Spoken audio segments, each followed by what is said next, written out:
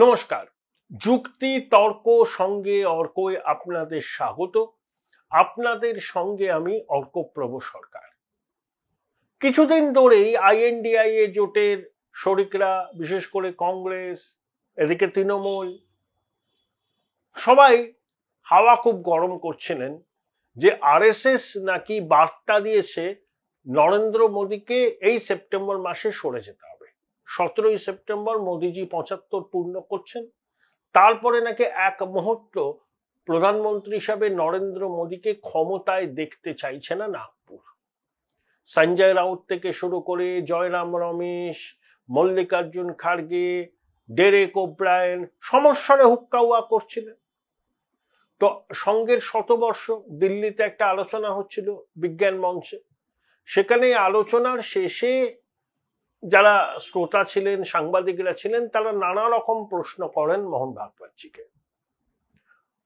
সঙ্গপ্রধান ভাগবতজি কি বলেন যে ওটা একটা কথার, ওই যে পিংলে, মোরপান পিংলে, যিনি একজন ইডিওলগ ছিলেন সঙ্গে, তার একটা বই প্রকাশ অনুষ্ঠানে ভাগবতজি বলেছিলেন যে পিংলে বলতেন 75 বছর হয়ে গেলে কেউ যদি তোমাকে একটা শাল উপহার দেয়, মনে করতে হবে যে এবার তোমায় চলে যাওয়ার সময় হয়েছে।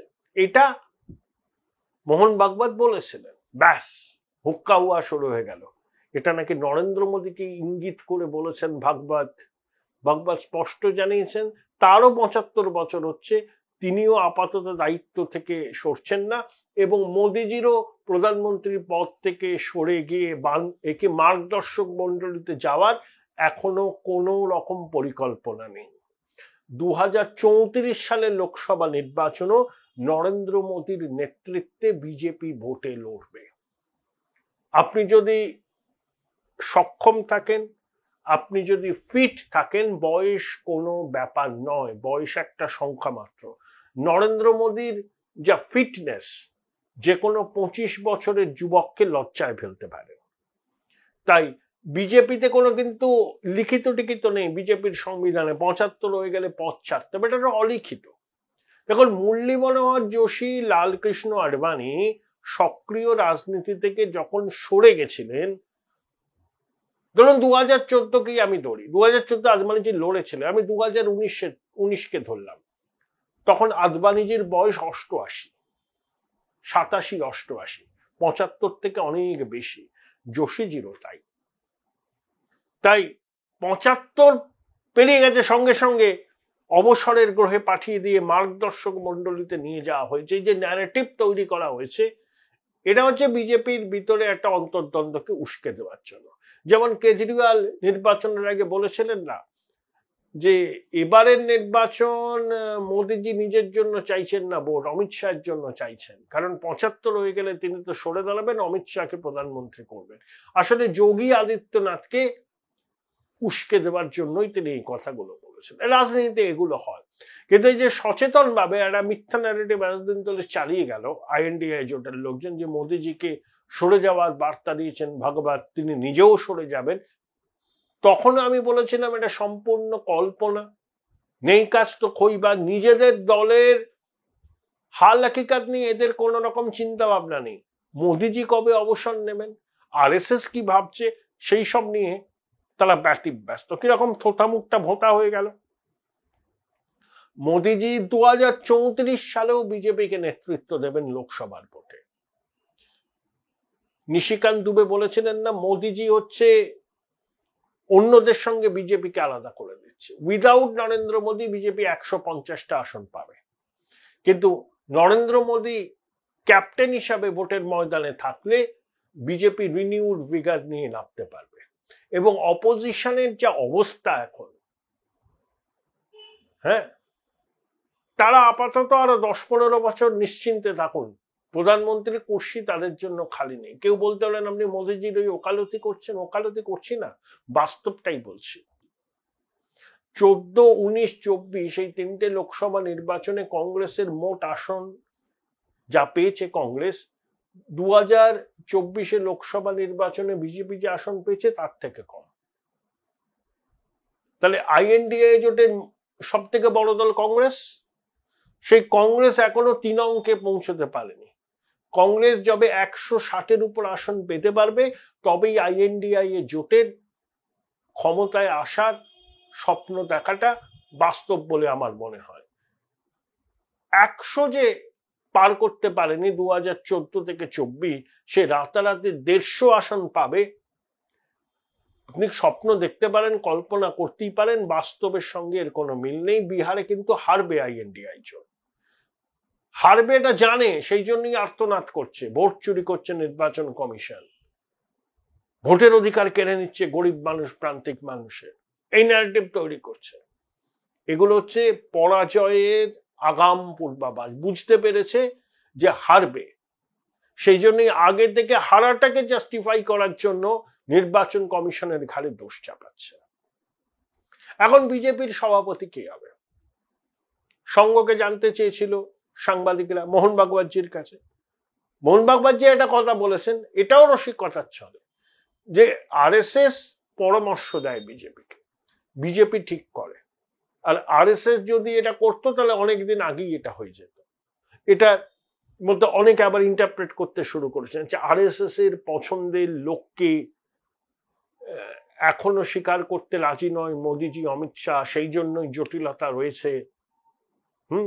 এই ন্যারেটিভটাই হবে, এটাই নাকি ভগবতজি ঠাড়ে ঠোরে বলে দিয়েছেন। আরে বিজেপির সভাপতি কে হবে? তাহলে INDI জোটের কি এসে যায়?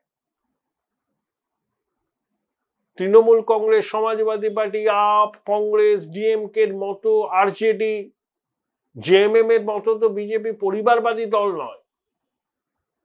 তাদের সভাপতি কে হবে তারা নিজেরা ঠিক করবেন। আপনারা কেন ঘুম নষ্ট করছেন তাতে? শিবরাজ সিং চৌহান হবেন না মনোহর লাল খাট্টার হবেন? কেউ একজন হবে, সময় মতো হবে, দেবী পক্ষে হবে, পিতৃপক্ষে হবে না, বিহার নির্বাচনের পরে হবে। এটা তো বিজেপির দায়িত্ব, বিজেপির মাথা ব্যথা, কে তাদের পরবর্তী সর্বভারতীয় সভাপতি হবে। INDI জোটের নেতারা ঘুমাচ্ছেন কেন? আপনাদের তো এইসব গণতান্ত্রিক পদ্ধতি অনুশীলনই হয় না। মুলায়মজির পরে কে হবে? অখিলেশ। লালুর পরে কে হবে? তেজস্বী। দিদিমণির পরে কে হবে? খোকাবাবু। শিবু সোরেনের পরে হেমন্ত সোরেন।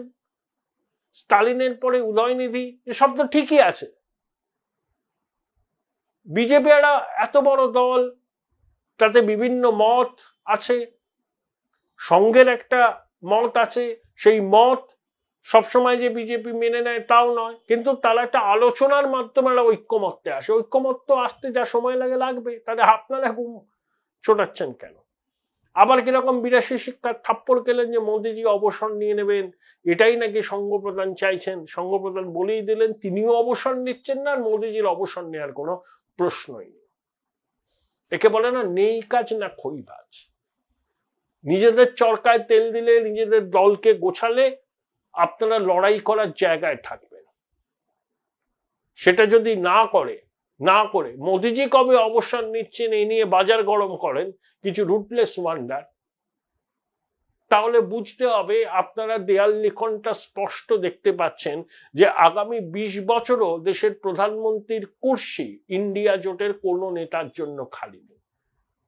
এই বাস্তবতা মেনে নিয়েই এখন আপনারা গুজব ছড়াবার কাজেই ব্যস্ত হয়ে আছেন। বিরোধী রাজনীতির পক্ষে এটা অত্যন্ত দুর্ভাগ্যজনক, এটুকুই বলতে পারি। রাজনীতির পরিস্থিতি দেখুন, প্রেসিডেন্ট ডোনাল্ড ট্রাম্প এবং নরেন্দ্র মোদীর সম্পর্ক অবনতি হয়েছে, এটা তো পরিষ্কার।